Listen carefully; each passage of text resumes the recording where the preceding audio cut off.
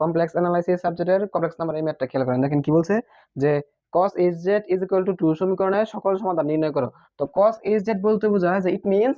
It's hyperbolic cosine, ঠিক আছে, এটা একটা হাইপারবোলের কোসাইন যেখানে z is a complex number, মানে z দ্বারা আমার একটা জটিল সংখ্যা বোঝাতেছে এবং এই s দ্বারা বোঝাতেছে এটা হচ্ছে একটা হাইপারবোলের কোসাইন অনুপাত। ঠিক আছে, তাহলে আমরা প্রথমে লিখে নিব যে দেওয়া আছে,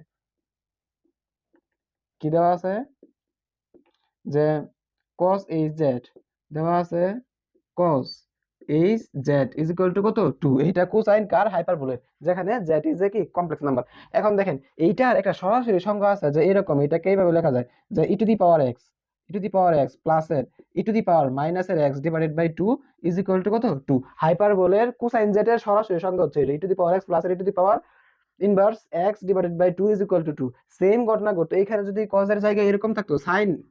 সাইন হাইপারবোল z থাকতো তাহলে সেম সূত্র হতো, শুধু প্লাসের জায়গায় কি মাইনাস। এখন দেখেন পরে সাধারণ বীজগাণিতিক ক্যালকুলেশন আমরা কি করতে পারি, এইখানে 2 কে ওই পাশে নিতে পারি, তাহলে এখানে পড়ে থাকে e to the power x plus e to the power inverse x is equal to 2 আর 2 গুণ করলে 4। এখন দেখেন e টু দি পাওয়ার যে x যেভাবে আছে এইভাবে প্লাস এর এটাকে লেখা যায় 1 by e to the power x,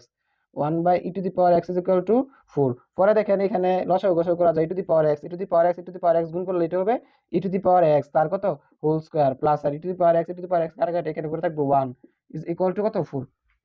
পরে খেয়াল করেন e টু দি পাওয়ার এই পাশে গুণাকার ভাগকার ওই পাশে গেলে হবে গুণাকার, তো এটা হবে e to the power x তার হোল স্কয়ার প্লাস এর 1 is equal to 4 e to the power x। এখন এটা এই পাশে নিয়ে আসলে আমার এরকম হয় যে e to the power x তার হোল স্কয়ার মাইনাস এর 4 e to the power x plus এর 1 ইজ ইকুয়াল টু কত 0। এখন দেখেন এই সমীকরণটা একটা আদর্শ দ্বিঘাত সমীকরণের সাথে তুলনা করা যায় কিরকম, যে আদর্শ একটা দ্বিঘাত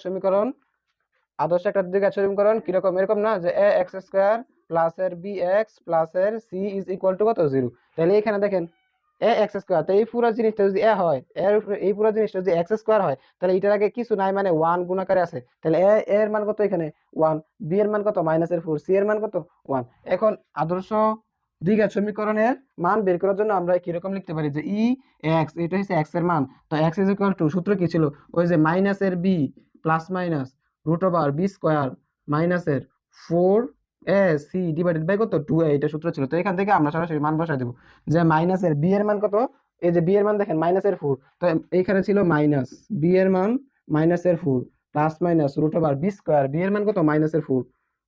4 তার হোল স্কোয়ার বি স্কোয়ার মাইনাসের 4ac, 4 এর মান কত 1, তার মানে 4ac এর মান কত দেখেন তো, c এর মান 1, 4ac ডিভাইডেড বাই 2 এর মান কত, এই যে এর মান কত কিছু নাই মানে 1, এর মান হচ্ছে আমার এখানে 1। এখন দেখেন মাইনাসে মাইনাসে আমার নিচে উপরে মাইনাস মাইনাসে গুণ করে উপরে থাকবে পজিটিভ 4 প্লাস মাইনাস, এখানে উপরে থাকবে 4 4 16, 16 থেকে মাইনাসের 4 চলে গেলে আমার এখানে উপরে থাকবে 12, 12 নিচে কত থাকবে 2। এখন দেখেন আমার এই 2 এর নিচে ভাগ করে দেয় যায়, এর নিচে ভাগ করে দেয়, তাহলে এখানে উপরে থাকবে 2 প্লাস মাইনাস এই যে 2 দুগুণে 4, এখানে রুট ওভার 12 কে রুট ওভার করলে এখানে হবে 2 রুট ওভার 3 ডিভাইডেড বাই 2, এই 2 কাটাকাটি, তার মানে আমার e to the power x এর ভ্যালু কত থাকতেছে 2 প্লাস মাইনাস রুট ওভার কত 3। তারপর দেখেন আমার এখানে x এর মান বের করতে হবে, তো x আমার এখানে আছে কত পাওয়ারে, এখন পাওয়ার থেকে নিচে নামানোর জন্য আমি উপর পক্ষে লন প্রয়োগ করব যে ln e to the power x is equal to এই পাশে লন প্রয়োগ করলে আমার উপরে থাকবে 2 প্লাস মাইনাস এর কত রুট ওভার 3। এখন দেখেন তো লন প্রয়োগ করলে পাওয়ারটা কোথায় চলে আসে আগে, তো এখানে উপরে থাকবে ln e is equal to loan 2 plus minus root over 3। এখন দেখেন এই লন e এর মান আমরা কি জানি 1, এই যে আমার একটা সূত্র আছে এরকম যে ln e is equal to কি লেখা যায় 1, তাহলে লন e এর মান 1 হলে আমার এখানে উপরে থাকবে x